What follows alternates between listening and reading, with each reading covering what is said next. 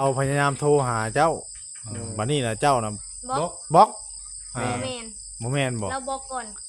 เราว่าเจ้าบล็อกก่อน เราบอกก่อนเฮา เออ เราบอกเฮาเข้าไปเบิ่งอ้าวเฟซเฮาคือถูกบล็อก อ่า แล้วเฮาเข้าไปเบิ่งเข้าไปคนเราบอกเฮา บัดนี้เดี๋ยวแล้วว่าหลังจากที่ว่าเจ้าบล็อกก่อนแล้วค่อยก็พยายามเฮ็ดใดก็บ่ได้แล้วค่อย พวกพื้น บล็อกคืนแล้วอ่ะ เราบอกก่อน เบอร์เขา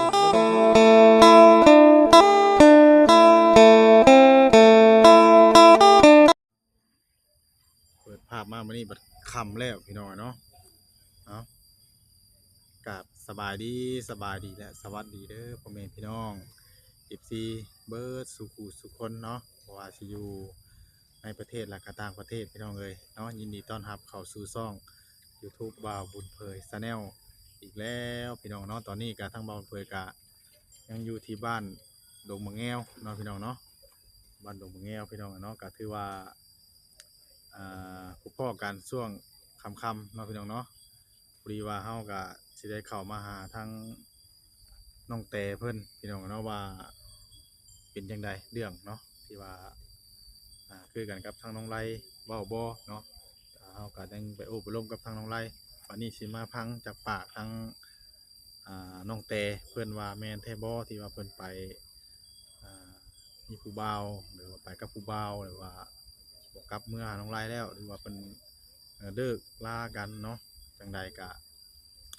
เข้าไปติดตามรับชมนํกันเด้อพี่น้องเนาะวันนี้ก็ลุยจนค่ำมื้อนี้พี่น้องเนาะ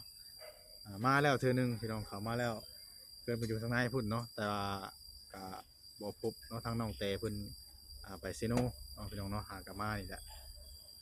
ทางวัดจิตเพิ่นเข้ามาก่อนแล้วพี่น้องเนาะเพิ่นกลับเมื่อแล้วบ่เปิดก็ยังบ่ได้เมื่อพุ่นแหละประมาณ8-9 โมงพุ่นแหละพี่น้องเนาะฮอดหน้านะเปิดเมื่อนี่ก็ไกลเติบเมื่อก็ออกไปหน้าต่อทางบ่าวเปิดกันเนาะพี่น้องเนาะอื่นนี่ก็สิมุ่งหน้าล้ำหน้าคือเก่าพี่น้องเนาะ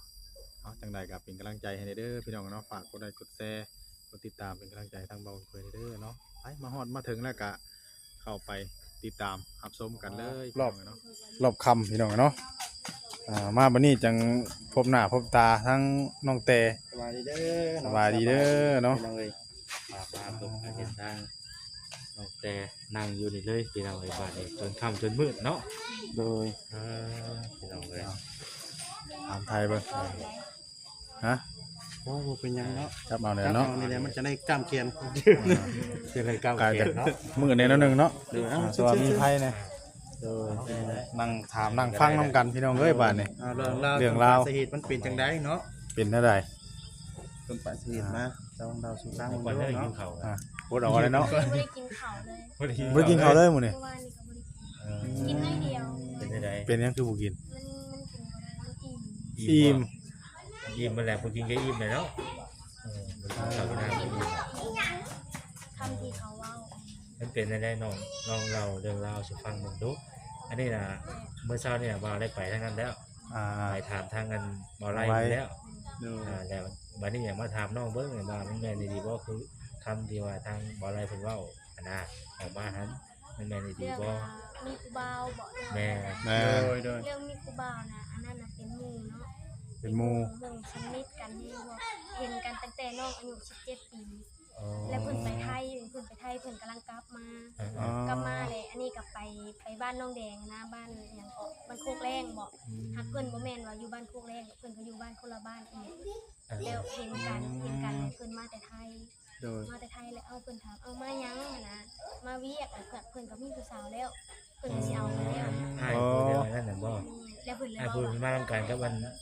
อย่างชื่อหยังก็ชื่อย่าบ่ บ่แม่นอันนี้นะรูปแบบคนรู้จักกันอยู่พุ่นนะ อ๋อ โดยที่เพิ่นบ่ได้เอารูปให้เบิ่งบ่ซะ เพิ่นเอาให้เบิ่งอยู่ ผู้นั้นแล้วเพิ่นว่าเอาเป็นหยังคือเขียนกันลงในนี้ เขียนว่า โดยที่ว่าเราบ่สบายใจ เราเขียน ผมขอลงว่า เขียนคำขอนั่นนะ ผู้บ่ว่าหักแฮงนั่นแหละวันนี้ก็เลยว่า บ่แล้วเพิ่นยังคิดกันกับเมียเพิ่นเอาเป็นหยังน้องเจ้าคือเขียนอย่างนี้ ผู้หมายแล้วก็คือว่าหักแบบน้องเป็นหยังบ่หรือว่า เพิ่นแล้วอายุหลายปี หักแบบเป็นน้องสาว ที่ บ่ เขาเพจ สิ เรียก บ่ ได้รับ35นี่เขาเพจนั้นในตลาดแรกเรียกได้นานแต่อายุ17 ปีเข้าไปนั้นไปเลยเพิ่นมาซื้อเครื่องเลยเ เห็นกันเลยเพิ่นก็ไปกับแม่เพิ่นน่ะนะ โดย แล้วแม่ว่าเอ้าเจ้าอยู่บ้านใดคือมาไกลแท้ถามกันนี่หั่น เออ เพิ่นว่าอยู่บ้านนั้นบ้านนี้แหละเพิ่นว่าอยู่ไกลเนาะแม่นว่างๆบ่ลิ้นน้ำแม่เด้อนี่เงินแม่ก็ไกลนี่แล้วก็บ่ได้เห็นกันเลยเพิ่นแล้วก็ส่งคำขอมาคือเราแท้พี่ก็บ่ได้รับดอกแล้วว่าตุ๊กเห็นโทรศัพท์ตุ๊กเป็นคนรับแล้วเพิ่นก็แชทมาแต่บ่นี่เพิ่นว่า แม่นว่าแชทกันไปว่าคือกำลังเห็นเฟซเอาโทรศัพท์เครื่องเก่าตายหั่นนะเขาเว้าเรื่องนั้นอันนี้เลยค่ะเพิ่นเลยว่าว่าสิเอาเมียได้ว่าไปบ่ไปกินหมูกระทะหั่นนะไปกับไผบ่ไปหลายคนมีกับผู้หญิงหั่นนะไปกับผู้สาวเพิ่นเลยว่าไปก็ไปว่าเดี๋ยวโทรบอกผัวก่อนโทรหาเราบ่ติดโทรทางเบอร์ก็บ่ติด เจ้านะ นี่ พยายามโทรแล้วติดต่อบอกแล้วว่าสิบอกเนาะ บ่ได้ บ่ได้ ไปซะว่าคือสิบ่ให้กันดอกนะ เออ เพิ่นคิดว่าเพิ่นอยากให้แฮงตอนนี้น่ะน้องความรู้สึกเพิ่นเนาะอยากให้ฮูปนี่แหละเพิ่นอยากให้ฮูปนี่ เพื่อเพิ่นขึ้นแห้งกันนี่คือเรื่องฮุบเนาะ แม่เพิ่น ผู้ ให้ จะ เพิ่ เพิ่ น นดูฮูบเพื่อเพิ่นโพสต์นั้นเนาะ แม่น นี่แหละเพิ่นจะว่าถ้าว่าเป็นไผก็สิบ่คิดบ่สิบ่คิดกันบ่ คิดว่าเป็นไผคือสิบ่คิดบ่แล้วน้องก็เลยว่าถ้าแม่นเป็นข่อยไปลิ้นนี่เจ้าสิบ่คิดบ่แล้วน้องก็เลยว่าคิดหยังว่าถ้าแม่นว่าเจ้าไปลิ้นน้ำหมู่แม่นเจ้าบอกว่าหมู่ข่อยก็ว่าหมู่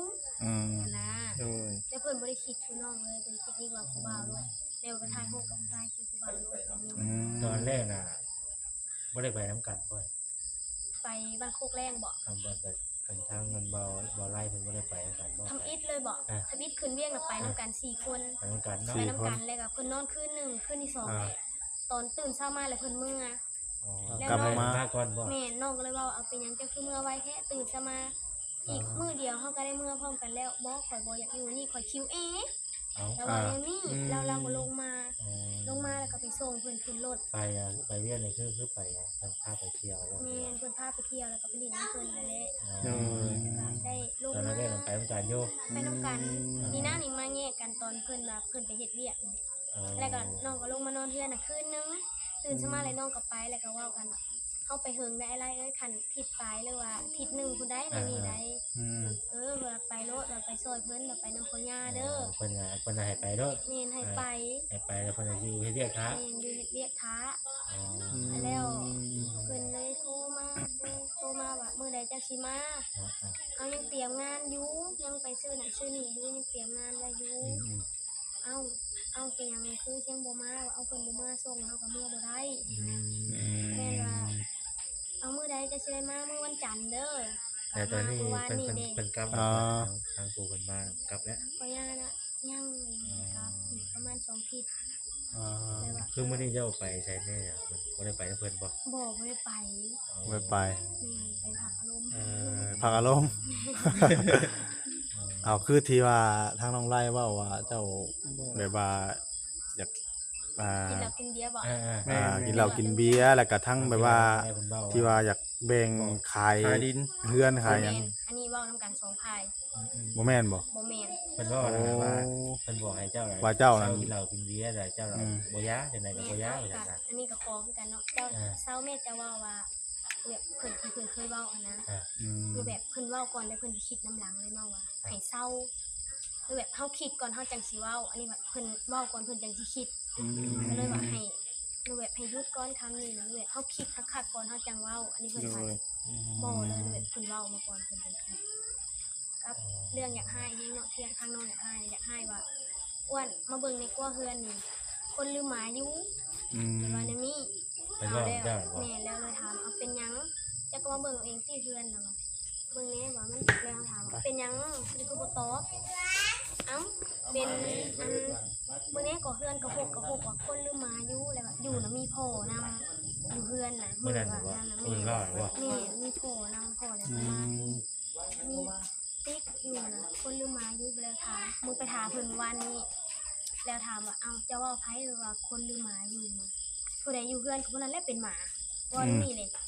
มันสิบ่ว่ากันว่าใส่ผู้เฒ่าบ่ว่าหั่น แต่ว่าตอนอยู่เฮือนน่ะพ่อเจ้าบ่อยู่ แม่พออยู่ กัน โอ้ เพิ่นไป อ เฮ็ด ยู่ เวีย กั ก น เพิ่นไปนอนเฮ็ดเวียกไปนอน สิว่าเป็นบ้านไปเลย อืม เพิ่นอยากให้ว่าเฮาบ่มีเพื่อนเป็นชาติที่ว่าเพิ่นบอก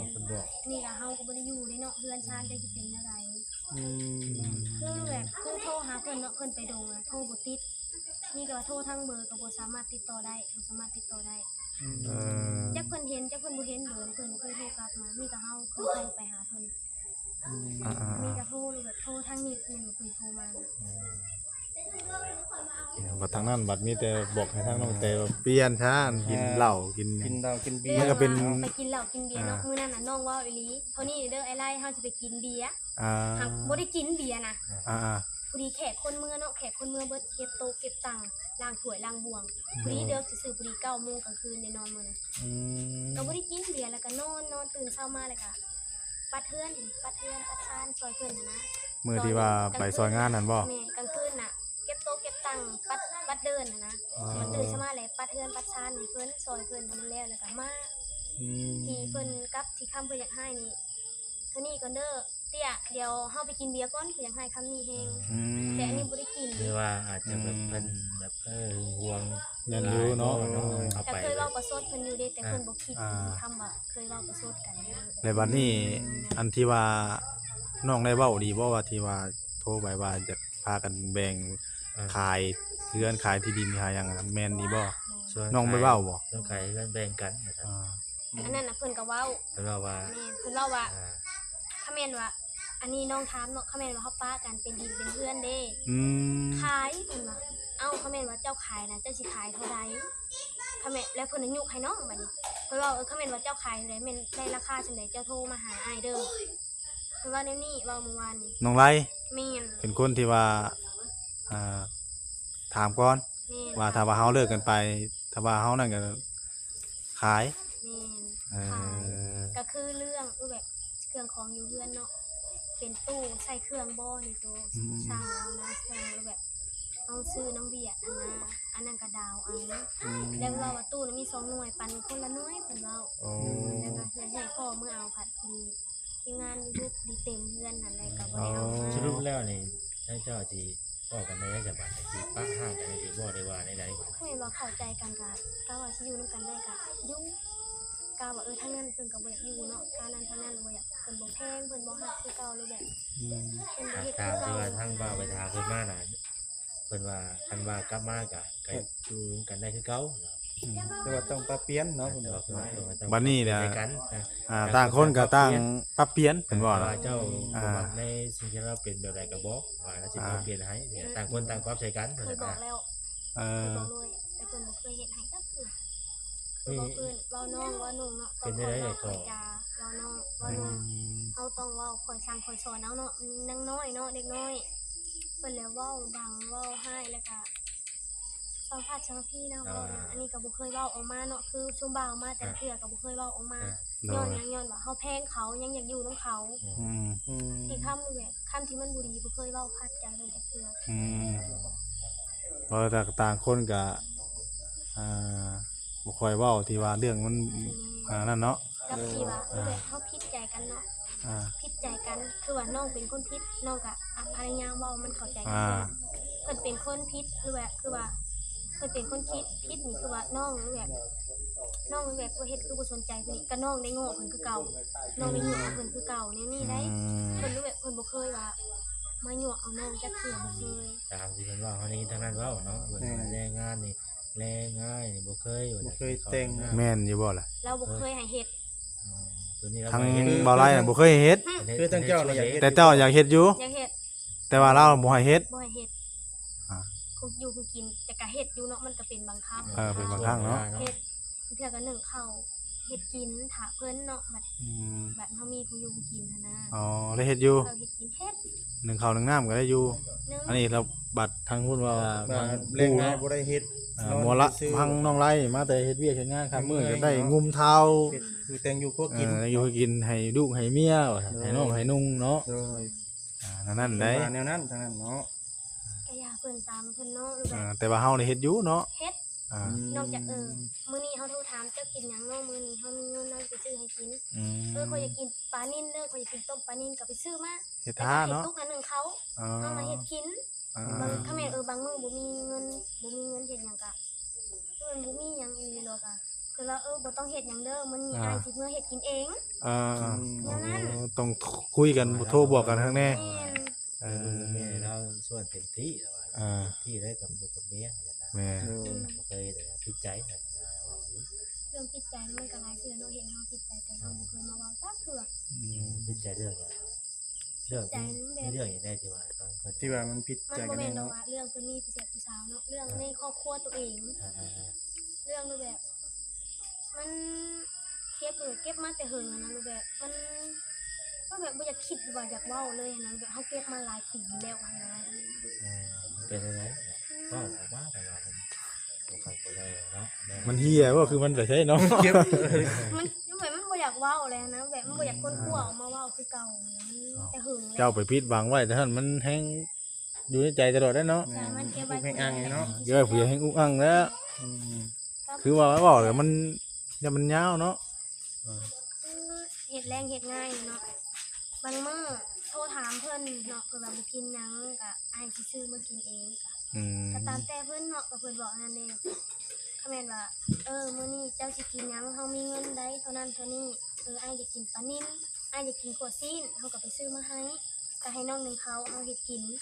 อืม ก็มากันโยเพิ่นแบบมื้อใดที่มื้อใดที่ว่าอันนั้นก็มื้อใด จากไหนๆเนาะ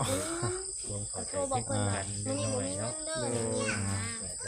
นะ เข้าใจผิดกัน แบบหึงหวงแน่นะเนาะ มัน แม่หึงหวงมีอาการแบบเข้าใจผิดเป็นการหึงหวงเนาะ ผมบ่อยากให้ ว่า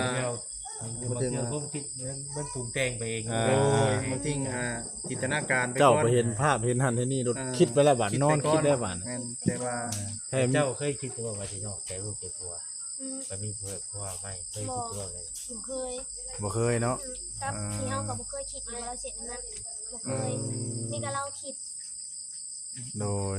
นี่ก็เราคือบอกว่า คือว่าน้องจะหักลายห่วงลายเนาะ อ่า หักลายห่วงลายพี่น้องเอ้ยมีเกิดความระแวงเด้ อ๋อแนวเลยเนาะ แม่เวลา บางทีว่าเมียสม ได้ มุติ กลายเป็นแนวสงสัยเลย เถื่อเมียย่าง คือสมมุติ ย่างทางกับผู้ชายคือมีแต่ว่าผู้ว่าวมีแต่ว่านั่นเลย เนาะ เนาะ มาบ่ว่าไปน้ำลูกน้ำเมียเฮาว่าซั่นหึงนะบัด เนี่ เนี้ ยนั่นเลยพี่น้อง นั่งใกล้กันกับอ้ายของน้องอ้อม นั่งกับหมู่กับไอ้น้อง เพิ่นยังว่ามัก เออ เพิ่นยังแบบมื้อนั้นน่ะไปผูกแขน อ่า ลูกไอ้โต้งได้ผูกเพิ่นได้ใหม่อันนี้ อืม ไปผูกแขนไปซอยเวียก แสดงว่าทั้งน้องไล่ น้ำกัน ทั้งน้องแต่ โดย แม่นเพิ่นหึง ทั้ง หึงอันนี้น่ะ คือนั่งแบบนั่งกินข้าวกันคือนั่งก็เบาแสนนี่แหละเพิ่นเลยเพิ่นไปเห็นเลยเพิ่นน่ะให้ว่าเป็นหยัง ว่า คือ ย้ นั่ อง น ใกล้ หึ กั ง น หวง โดย เป็นหยังคือนั่งใกล้กันแท้วางนั่งคือบ่ได้อึด คือว่า อันนี้ หักลายที่หึง น้อง ลาย แหน่ถ้าสิไปนั่งอยู่ไสหั่นนะ อ่า ก็คือว่านี่ คือ ตั้งไปเข้ามากันแล้วหน้าก็คือหัวนั่นจ้ะ หึงหวง มันเบ็ดเข้าใจผิดกัน หึงหวงแล้วก็เวลาเฮ็ดอยู่ให้กินเนี่ยก็บ่อยากให้เมียเฮ็ดนะ เพลงเมีย ไอ้ข่อยเฮ็ดให้กิน เฮ็ดจุกิน สิมาค่ำมามื้อก็ข่อยเฮ็ดให้เจ้ากินนี่ แต่พอเขาเห็นแล้วก็บัดพอมีเรื่องแล้วก็ว่าเขาบ่แต่งแล้วบ่แต่ง บ่แต่งแรงแต่งง่ายว่าซั่น เพลงได้แต่งง่ายปัดเฮ็ดปัดซ่า มีแต่ เนาะ ผู้เดียวเฮ็ดว่าซั่น มีแต่ว่าผู้เดียวเฮ็ดอ๋อ นี่แหละพี่น้องเนาะได้ยิน เนาะว่าเฮาบ่ได้เฮ็ดพอเขาบ่ให้เฮาเฮ็ด อ่า เออ ผมบอกว่าไว้ดี นี่ก็บอกว่าบ่ให้เฮ็ดก็บ่เฮ็ด อืม อืม บัดนี้น่ะคือทางอันปูเนาะปูได้เพิ่นเว้าให้เนาะปูย่าเนาะว่าให้เปลี่ยนให้แปลงถ้ากลับมาก็ให้เฮ็ดแรงเฮ็ดง่ายเนาะ แต่งอยู่พวกกินเนาะ ลูกผัวมาแต่เฮ็ดเวียกเฮ็ดงานว่าซั่นเนาะ แม่น แต่ว่าเราก็มาแต่เทื่อก็เฮ็ดอยู่แต่ว่าผัวน่ะโทรมาคุยกันแล้วนะว่าว่าบ่เฮ็ดก็ย่างมื้อนี้เฮ้ยว่า เดี๋ยวเขาสิเฮ็ดเองบ่ ข่อยบ่เฮ็ดเองว่าทั้งเทื่อเนี่ยเฮามีแนวกินเฮาก็แต่งไว้ท่าอยู่เนาะ แม่เมื่อนี้ได้คุยกันแล้วบ่ กับไอ้ไล่บอกโทรไปบ่เพิ่นบ่รับ บ่รับเลย เพิ่นมีกระตัดสาย และคอยถามหลังไม้เนาะผมมาหั่นนะเพราะว่าอ่า คือได้ยินทางบ่าว เราพยายามโทรหาเจ้าบัดนี้น่ะเจ้าน่ะ บอก บล็อก บ่แม่น บ่แม่นบ่ เราบอกก่อน เราว่าเจ้าบล็อกก่อน เราบอกก่อนเฮา เออ เราบอกเฮาเข้าไปเบิ่งอ้าวเฮ็ดเฮาคือถูกบล็อก อ่า แล้วเฮาเข้าไปเบิ่งเข้าไปคนเราบอกเฮา บัดนี้เดี๋ยวแล้วว่าหลังจากที่ว่าเจ้าบล็อกก่อนแล้วคอยก็พยายามเฮ็ดได้ก็บ่ได้แล้วคอย พวกคืน บล็อกคืนแล้วอ่ะ เราบอกก่อน เบอร์คอยก็บ่ต้องโทรแล้วอะ เฮาเข้าไปเนาะ ให้มาเบิ่งมาเบิ่งผมดูว่า พ อแซนสิกวดกาบ่วัน เพื่อนโกรธกา อันนี้อะบ่มีเป็ด เป็นหยั แล้ว งเนาะเป็นการ ไปได้เนาะ ก็ง่ายก็เป็นการหึงหวงกันเนาะ อืม บ่ที่ว่า อันนี้มัน จากการห่วงแล้วก็ความคิดปรุงแต่งไปให้ โด แต่ ยคิดแต่งไป เรียงกัน วันนี้บ่ถือผู้โชคที่ว่าแบบเมียแบบ บ่ได้คิดแนวทางแบบนี้แต่ว่าเพิ่น บ่ คิด เห็นแล้วมันหลบแล้ว หมดแล้วบล็อกไปเลยเด้ มีแต่ แต่ เฮาโทรทางเบิ่ง ในวันนี้น่ะที่คุยกันแบบได้บัดนี้ ตกลงกันจังไดเนาะ ตกลงกันแบบได้บัดนี้ ใช่แบบ ตกล ทาง งเจ้าสิไป ทางเฮากะรูปแบบก็อยากว่ามันเข้าใจทางสายโทรศัพท์ก่อนเนาะแต่เพิ่นเขาโทรไปคือเมื่อคืนนี้เขาโทรไปว่าหลายสายหนึงเราหักอยู่บ่เกินฮอด ไปทาง 1นาทีซ้ำ พ่อปู่ได้จ้ะ ปู่ก็โทรแต่เพิ่นเว้ารูปแบบเพิ่นบ่ฮู้หยังแต่เพิ่นเว้าไปก่อนนะ เพิ่นก็ว่าตัดปุ๊บไปเล บ่ ย ตัดได้ก่อน ตัดพูดเลยแล้วก็ อยู่ห้างเฮาอธิบาย แม่นบ่พังเลยรูปแบบมีก็ว่า มีแต่ว่าเฮา มึ นี่ ง เป็ น่ะ น สู้อ่ะมึงน่ะ มี สู้ แต่ว่า อ่ะ เป็น นี่ เป็นแนวเพิ่นคิดเลย แม่น อืม มีความหมายไปเป็นว่าแนวเพิ่นคิดเลยเนาะ แม่นคิดด้วย คือเห็นภาพแล้วก็คิดไปเล่นตรงโดยที่บ่ทำเนาะว่าต้นปลายสาเหตุมันเป็นมาจังไดเนาะ ถ้าว่ามันก็ต่างคนต่างบ่เข้าใจคุยกันบ่ลงตัวเลยจ้ะมีแต่ มีแต่สองกับสองฝ่ายนั่นแหละ แม่ มา ไป คุยกัน คุยกัน คุยกัน มาคุยกัน บัดนี้ มีกระหายทางนั้นมาแล้วทางนั้นเพิ่นบ่ได้ขอไปแต่งเฮาเด้ สรุปแล้วเขาเป็นอยู่มาหลายปีจัก บ่ได้ขอบ่ได้แต่งเจ้าบ่อยู่กันมา 4 ปีเป็นรูปแบบผัวเมียเคยซื่อ เออ ร่วมกันไปยังบ่ได้ไหวได้คอบ่ได้ขอได้แต่ง ยังว่า นั่นแล้ว ที่ คือ ต่าง น้องเว้าเนาะ ต่าง แม่น พ่อ ถ้าแม่นว่าเป็นพ่อแม่คนอื่นน่ะเขาสิบ่แล่นบ่อันนี้แบบความพอแล้วมักง่าย เอ พอ อ เฮาเลยเราแบบบ่มักคนแบบบ่มักเว้าอันนะ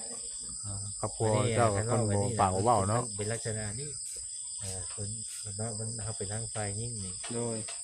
เสียหายเนาะ เสียหาย โดย เฮาก็ยอมรับเสียหายเนาะรูปแบบเพราะว่าเฮาไปอยู่นำเขา อีกอย่างหนึงก็ทางน้องเพิ่นก็อยู่มาหลายปีบ่4 ปี 4 ปีแล้วอยู่กันนี่ 4 ปี นางบ่ได้ อีก ยาก 3 แน่นอนยากเพราะว่าคือว่าจะเป็นบ้านี่ก็ได้ ยาก บ่ได้ไหวบ่ได้ขอบ่ได้แต่ง คันว่ายิ่งแบบว่านั่นไหนให้ไป คือแบบ นั่น บ่พอมาคิดเนาะคือแม่นว่าบ่อยากอยู่นำกันแล้วบ่อยากให้มันมีเรื่องนะต่างคนต่างไปคือแม่นว่าบ่อยากอยู่นำกันถ้าแม่นทางนั้นกลับ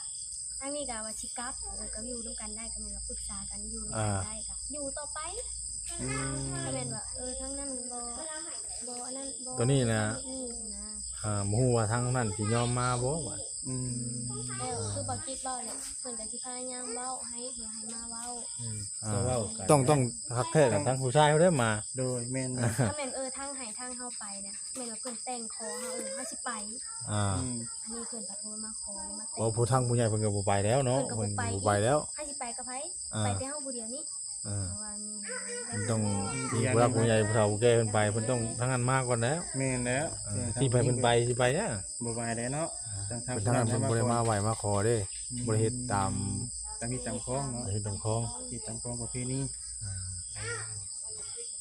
ยากดู กับ พี่น้อง ที่มันยากนะยากเรื่องเพื่อนนี่กับเพิ่นคิดว่าน้องมีผู้บ่าวนั้น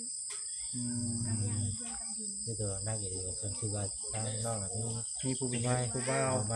สิทางเดียวเลยเดี๋ยวนี้น่ะ คิดว่ามีทั้งน้องเพิ่นมีผู้บ่าวมีสู้สิเนาะ เป็นอย่างรักเป็นได้นะ โดย กับที่เพิ่นเว้ากับบ่าวก็สาว่าน้องลินผัวเขาอยู่บ้านน่ะ หืม รออยู่บ่ บ่ แล้วนี่ อยู่บ้านไผ อยู่บ้านน้องสันนั่นแล้ว เออ แต่อันนี้ยังบ่ฮู้เลยว่าลินไผ อ่า บ่ฮู้ใจตัวเองเลยว่าลินไผ แบบว่า คือแบ เป็น บย่าน คำที่ เลื ว่า อก เพิ่น แบบ เว้า ย่านเพิ่นเห็นเลยดมกันเนี่ยนี่ว่าจะแบบยืนเว้ากันแล้วเพิ่นคิดว่าลิน เอ้ ไผ หน่อยก็ว่าคุยกับผู้ว่าสิโดดบ่ บางทีเจอทางทางเนาะเห็นหมู่ครูสิเนาะทักทายนิดนึงคุยผู้บ่าวซั่นว่าซั่นเนาะก็มี เห็นว่าอะไรพี่น้อยเนาะมัน ห่วง สิ่ง เนาะ บางอย่างก็เกิดจากความหวง ดู เห็นแบบอะไร คิดไปได้ก็คิด คิด คิดไปก็มีแต่ตัวเดียวนี่นะแต่ว่าคิดไปนะ แต่ตัวเองหมดเลยเรื่องอย่างไร สรุปแล้วก็ ห่วง ได้ยินจากทางน้องแต่แล้วพี่น้องเนาะเรื่องราวก็ประมาณนี้ โดย ยังความ ตึงห่วง ห่วงเข้าใจผิด ใจผิดกัน ทางน้องไล่บอกเป็นเข้าใจผิดมาตลอดแท้จริงก็บ่แม่นผู้บ่าวหรอกเนาะหมู่ครู ทางคือทาง เคย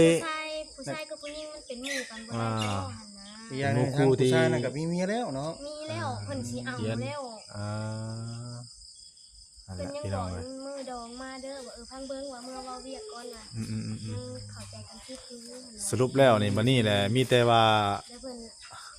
ครับ ว่าเดี๋ยวมื้อใด เดี๋ยวไหนคุยกันไปไว้บัดนี้เนาะ อันนี้นะ พิ่นไปไทยเด้เพิ่นไปไทยไปหาเงินค่าดองก่อนเพิ่นไปกับเมียเพิ่นแล้วเพิ่นไปกับ เอ้าจังได๋บ่เสียนสรุปจังได๋บัดนี้ รูปให้บ่ได้ข่อยก็ มีแต่ว่าทั้ง ต้องได้คุย อ่า คือเก่านะ คุยกันต่อหน้าต่อตาคือว่านะ เข้าไปให้ไม่ก็ว่าอีกเรื่องเข้ามาก็ว่าอีกเรื่อง คนละแบบเนาะ คนละแบบไปเลย อืม กับที่คำที่เพิ่นเคยเว้าเจ็บๆใส่น้องเพิ่นบ่เว้าออกมา เป็นเรื่องว่าจะได้จังว่าจังไงมาหามาถาม มาถามจากปากเนาะว่ามันแม่นจริงบ่ เนาะ เนาะ เดี๋ยวนั่นก็บ่แม่นบ่ล่ะ อืม เอาต้องมาฟังกัน คือ ก่อน แบบ เนาะ คือทางบ่าวเนาะมาถ่ายเอาน้องก่อนแหละบัดบ่ไปพังทางนั้นทางแบบ FC ก็ไปโจมตีทางนั้น แล้ คือแบบคือทางอะไรเนาะเพิ่นได้ถ่ายคลิปก่อนเนาะทาง FC ก็มาโจมตีน้อง โดยแม่ บัดนี้เพิ่นก็สิฟังจากเจ้าเว้าบัด แม่น เป็นเห วัน ตุ นี้ ผ ทั้ง ลบ่มันเป็นเหตุผลแบบใดเอาได้มันสิ คือ ก บ่ ว่ากัน คิดว่าเนาะค่ะแม่นว่าน้องมีผู้บ่าวอีหลีโลเนาะคืออ้ายก็สิพร้อมทางไอ้ไล่ในนี่นะมันก็เป็นอันนี้ก็แม่นคมเพิ่นคือว่าเฮามีผู้บ่าวอีหลี แม่ แม่งไม่เนาะ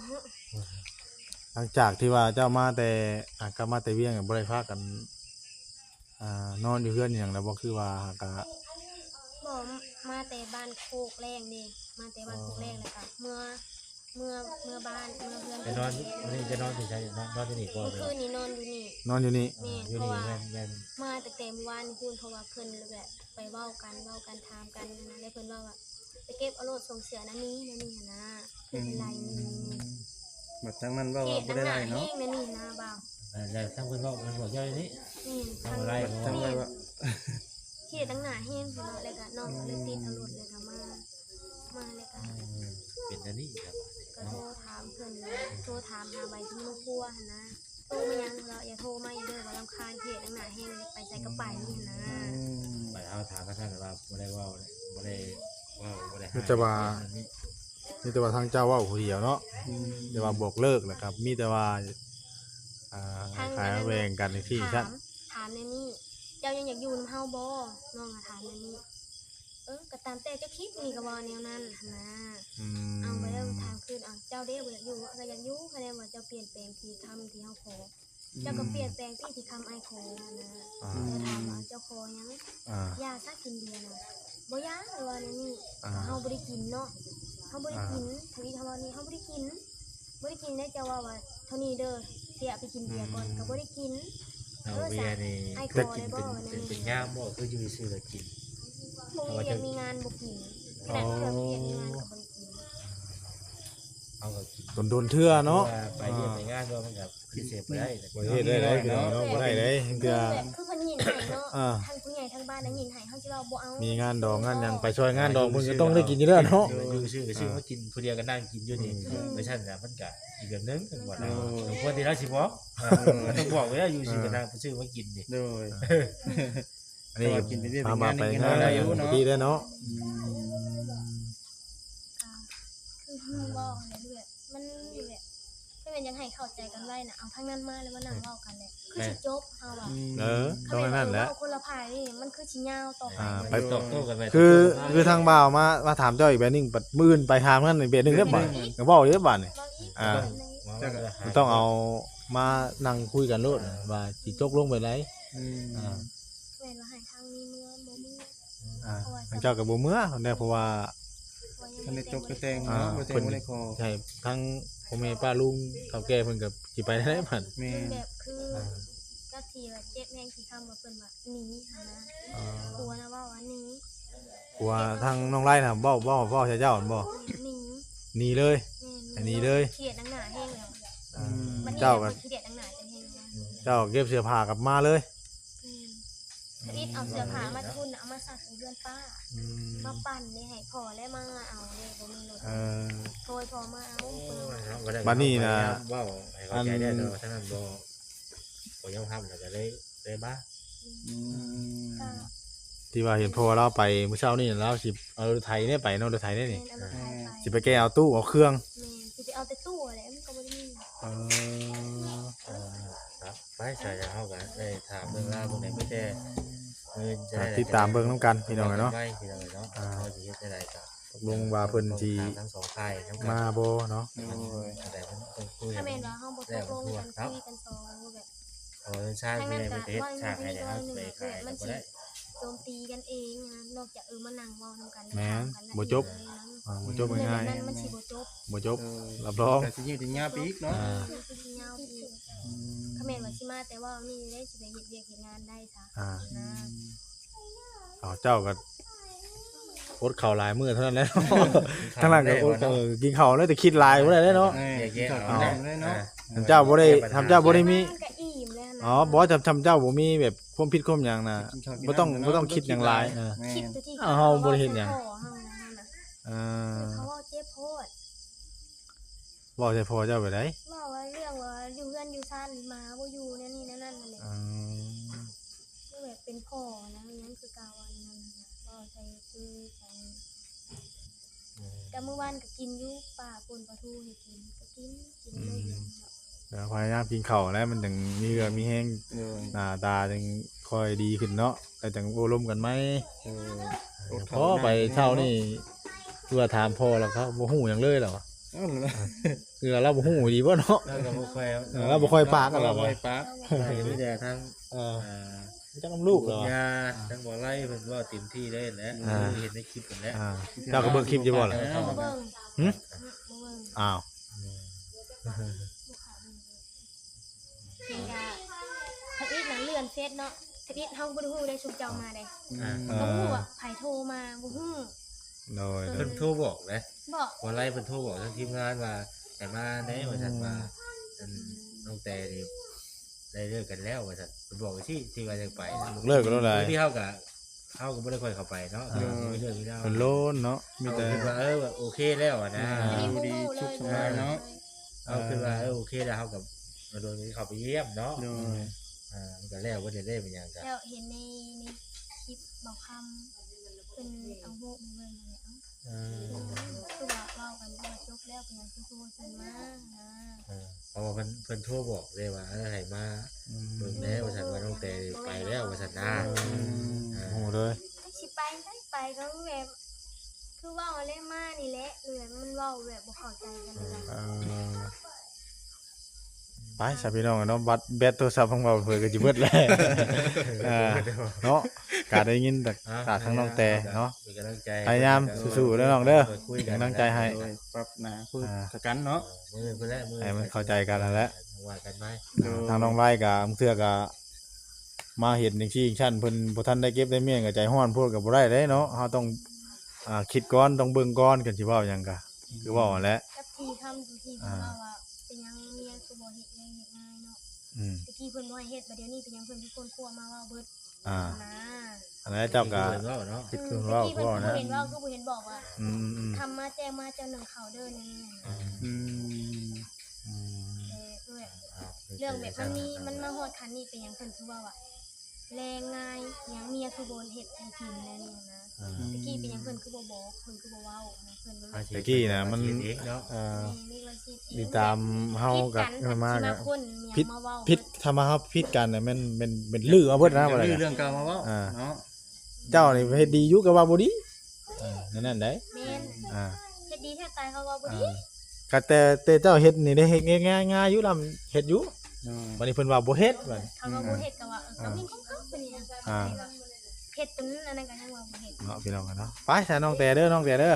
กำลังใจให้สู้ๆกินข้าวกินน้ำบ่ต้องคิดหยังหลายคิดหลายโอ้ยปวดหัวแล้วเนาะดูแล้วก็ โดยสบาย โดย เอาก็มาติดตามเบิ่งตอนต่อไปพี่น้องเนาะ เรา ที่ ที่ผ่านพ้นไปด้วยดีเด้อเป็นกำลังใจให้ถ้าเฮากัน